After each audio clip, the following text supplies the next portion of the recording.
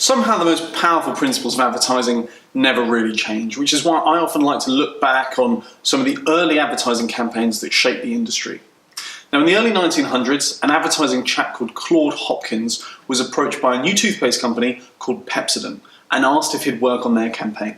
Now, Hopkins politely declined. At the time, very few Americans actually used toothpaste, and he believed that the product was too technical for him to be able to communicate effectively.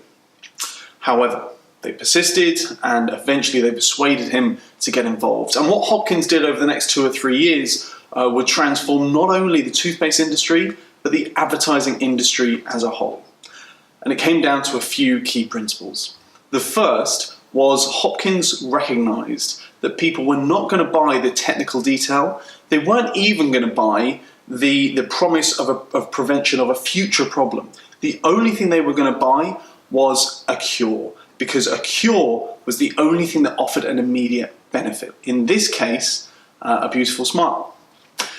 The second thing was Hopkins realized there would need to be a trigger, something that would make people think, yeah, that's a product that I need. So what he did very simply, very directly in his advertising, is he told people to run their tongue over their teeth and to feel the film, which is essentially the plaque that had built up.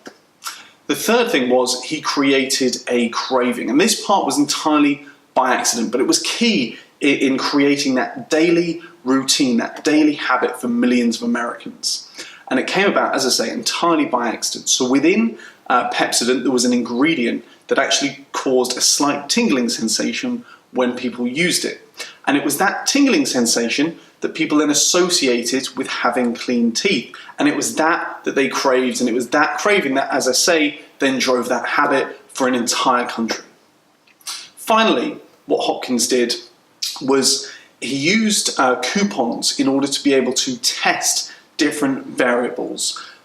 So for example, he tested how the addition of the word free would impact sales, and what they found was actually it reduced sales by 75%. Now in other markets it might have had the opposite impact, but clearly in this market it was seen to be undermining the scientific integrity of this kind of product. So essentially Hopkins was an early split tester, an early exponent of conversion optimization.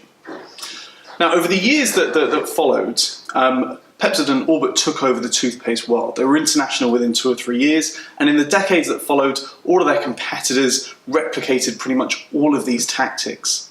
In fact, many of them not only added this tingling sensation, but they also added properties that would create more foaming as people brushed their teeth. Again, it had no impact on the job that this toothpaste was doing, but it made people feel like they were cleaning their teeth more effectively. Now this was all over 100 years ago, about 110 years ago, but as I say, somehow the fundamental principles of marketing never really change. And I think as marketers, we could probably all learn a thing or two from Claude C. Hopkins. See you next time.